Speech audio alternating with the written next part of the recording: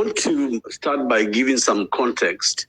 I first met Honorable Raila Odinga in the 90s when I was chief executive of Finance Magazine with Honorable Gachoka Tabaki. Gitobwi Manyara was running the Nairobi Law Monthly, as Dr. Willie Mutunga will remember. And Pius Nyamora was running Society Magazine. And sometime in the mid-90s, Kenneth Matiba bought The People and put Didan Bogwa there and David Makali. In those days, when we were interacting with Raila Odinga, he was really a lead in voice in the second liberation and the no reform, no election cry and calls of that era. Now, the reason I'm raising this issue of where these things started and why I think I need to raise my voice, because some of the things Dr. Miguna has been saying over the years have not had a corroboratory voice, and they are very important. I did not participate in the last general election by choice because there was nothing that was being offered in that election that could be able to liberate the people of Kenya. And yet I could not support William Ruto, so I decided to stay quiet. But when the election results were announced and Mandamano began in Kenya, there was a call that maybe they can redeem themselves, Azimio la Umoja. So I flew from Diani to Nairobi, and I met a group on the first day of Mandamano that Raila Odinga had convened in Riverside Drive. And when I got there, I found several people. I found James Orengo, I found Amolo Otiende, Senator Ladama, Ruth Odinga, Wajakoya, Professor Makau Mutua, and I will remember if I've forgotten who else was present. And the moderator of that session was Professor Makau Mutua, kind of asking, we have begun this Mandamano and why? So several speakers spoke about why the Mandamano was an option, why we are going back to the streets, and at that time, the danger of people losing their lives.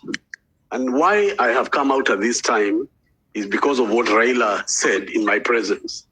He stood up and said that he had wanted William Ruto to govern and give him a chance to see what kind of president he would be.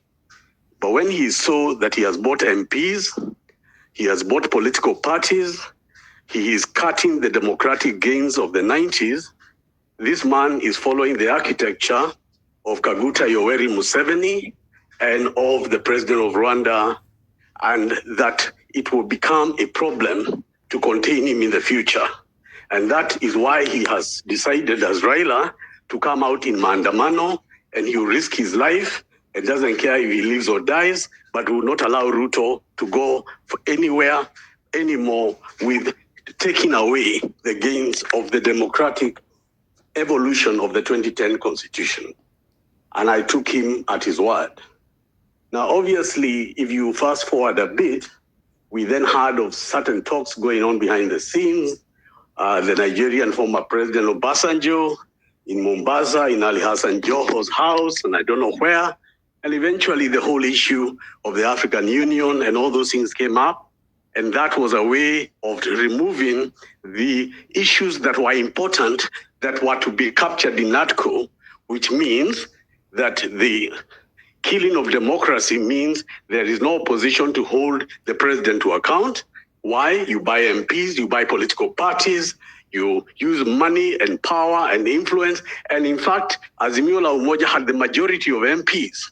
But this man bulldozed his way unconstitutionally, bought parliament, and forced a majority government. That is when Ruto became a thug. The moment he took over the National Assembly by force, and then I decided at that point, we are dealing here with a monster. And since that time, he has taken the opposition for a ride, and a ride again. He called them to NATCO. There was no intention whatsoever to implement anything of the NATCO, including the IBC. But thank God for these children of this nation of Jay-Z, because of their struggle, because of the deaths of the people we have today honored by remembering their names, this dictator has begun to implement just one part of the IBC reforms. We are at war for our nation. But what has now happened is an awakening across regions, tribe, across all gender, and people of Kenya have said no. The second thing I want to raise is the issue of the military. You know, the law that directs Parliament to consider the deployment of military is contained in Section 241. Now, 241 has two sections. Section 3B allows the Minister for Defense, without a motion of Parliament, just notifying to bring out the military in cases of disaster and emergencies. But Section 3C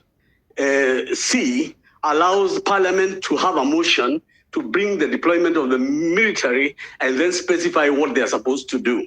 In technical legal terms, Kenya is a military state. Is this because, as Raila Odinga told me, that this is a student of Yoweri Museveni who governs through the military? We have to keep asking the question, why is there a legal military deployment in Kenya? And in fact, who has to benefit from it? And what chaos is there in Kenya that requires that? People forget, just before the Second World War, Adolf Hitler had friends. Adolf Hitler had Mussolini and others who thought that his view of the world was important. That if there was no Roosevelt, or there was no Stalin or Churchill, the world as we know it would not be the world. Adolf Hitler had enough choir masters that banned the Jews and banned the lands and take over all the freedom and take everything from the world, so that Hitler was a god unto himself. He was stopped by the forces of good. Winston Churchill himself said that democracy is the worst form of freedom, but it's the best we've got. The free world, the world that we are fighting for, our children are fighting for in this nation, is rooted on democracy, rooted on freedom and liberty. And those ideals have got many more graves than William Ruto can dig. They have been buried in the hills of France, and they have been killed in the waterways of England and the Pacific Ocean.